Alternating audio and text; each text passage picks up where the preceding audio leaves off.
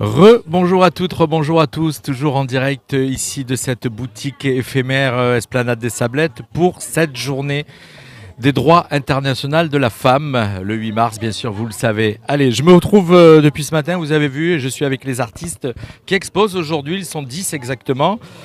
La troisième artiste que j'interviewe, c'est Michel Klajnen, j'ai bien prononcé dans le micro, Michel. Voilà. Alors, en fait, on n'est On pas prononce obligé. comment Klenen. Klenen, Oui, voilà. parce que Donc, c'est une histoire belge. effectivement, Je suis puisque née à Bruxelles. je vois, c'est ce que je Et vois. en Belgique, suivant qui écrit, si c'est un francophone, il écrit Y, hein, K-L-E-Y-N-E-N. Et si c'est un néerlandophone, ils mettent le IJ. Alors, quand on est francophone, on ne sait pas toujours comment le prononcer. Donc, du coup, On a l'explication. on Voilà.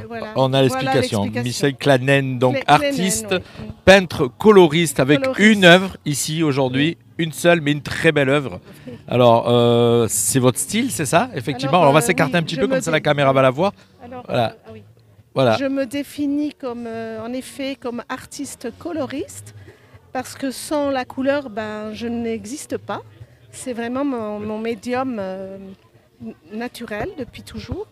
Et j'ai commencé à peindre à l'âge de 13 ans, parce que mes parents, enfin, surtout ma maman, mes parents ont eu envie de quitter Bruxelles, là où j'étais née. Et à l'époque, c'était un peu post-68. Et ce qui se passait, c'est que les gens voulaient changer le monde et changer de vie et partir en voyage. Et vous êtes parti aux Antilles. Et on est parti d'abord une année au Maroc. Alors, en tant que petite jeune fille. Et donc, ça voulait dire quitter l'école aussi. Ah oui ? Oui. Ils m'ont dit, ma maman m'a dit, maintenant, c'est l'école de la vie. C'est comme ça. Donc, parce qu'ils aspiraient à... On en rencontre à nouveau aujourd'hui. Effectivement, Des jeunes parents, ou même certains ne veulent pas devenir parents. C'est encore un autre schéma. Mais qui ont une autre utopie, une autre façon de voir la vie et ils n'ont pas envie de se sentir trop enfermés. En tout cas, c'est ce que vous avez vécu. Oui, alors, voilà. on disait les années 70. C'est ça, c'est les 68 années 70. Voilà. Et donc, nous voilà partis une année au Maroc. Au Maroc, j'ai découvert que j'avais des yeux pour voir, un nez, des oreilles. Parce qu'à Bruxelles, le ciel est tellement bas que tout est gris. Voilà, on a l'impression que le jour ne va pas se vous lever. passiez du gris à la couleur au Maroc, avec, quand on connaît un petit peu ces mosaïques de couleurs, de mosaïques. Et au début, comme j'ai expliqué, je n'allais pas à l'école, je me suis mise à peindre. Et comme on habitait dans la Médina, j'ai commencé à peindre presque des labyrinthes qu'on retrouve même aujourd'hui dans mes œuvres récentes. Un petit peu, malgré tout, ce qu'on peut voir là-dessus. Parce que même s'il y a des formes, on voit quand même qu'il y a aussi un cheminement, on va dire. Un cheminement, voilà.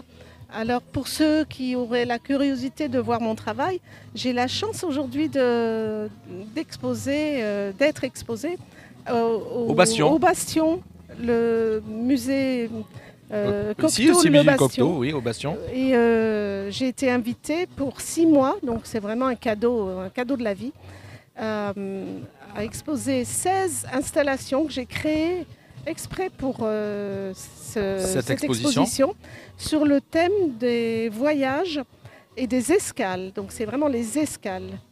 Vous avez voyagé, puisque vous disiez vous êtes parti de Belgique pour aller au Maroc, après les Antilles. Et ensuite, arrivé au Maroc, au bout d'une année, on a rencontré, parce qu'il fallait toujours quitter tous les 3 mois, il y avait une sorte de visa, enfin, on n'habite pas comme ça dans un pays sans...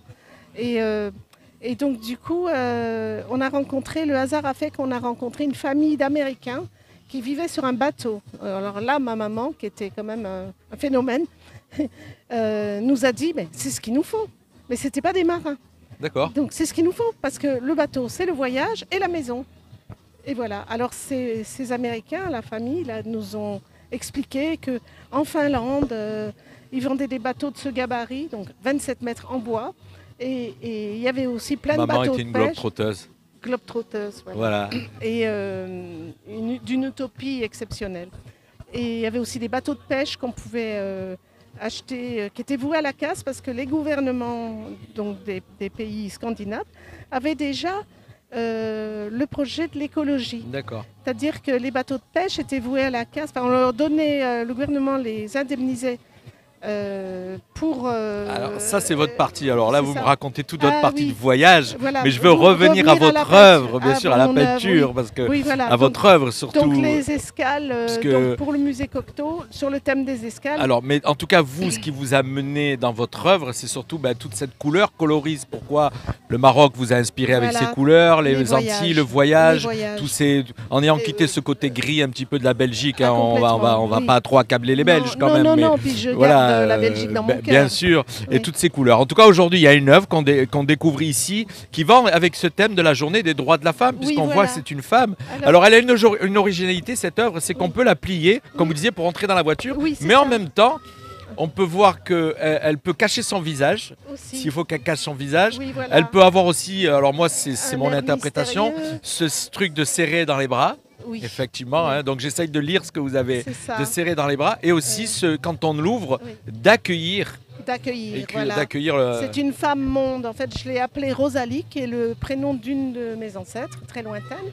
Et je l'ai appelée Rosalie Femme Monde. Femme Monde, effectivement. Parce que, voilà, elle accueille, elle accueille la vie, elle accueille la vie, l'énergie. Et on peut voir que c'est une côté africaine, c'est ça, une africaine. Alors voilà, je l'ai créé coloré parce que je me suis dit que si on mélangeait la couleur de peau de toutes les femmes du monde, on aurait ce café au lait clair.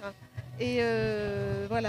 Alors, moi j'invite on peut vous découvrir ici jusqu'à 16h aujourd'hui, ici à la boutique éphémère. Et sinon, les horaires, je suis en train de chercher les horaires d'ouverture du Bastion pour venir vous voir. C'est ouvert donc. De 10h. Alors, c'est ouvert donc tous les jours de 10h à 12h30 et de 14h à 18h, sauf le mardi, mais ça y est, sauf les mardis. Et les premiers dimanches du mois sont libres et gratuits. C'est gratuit pour les enfants.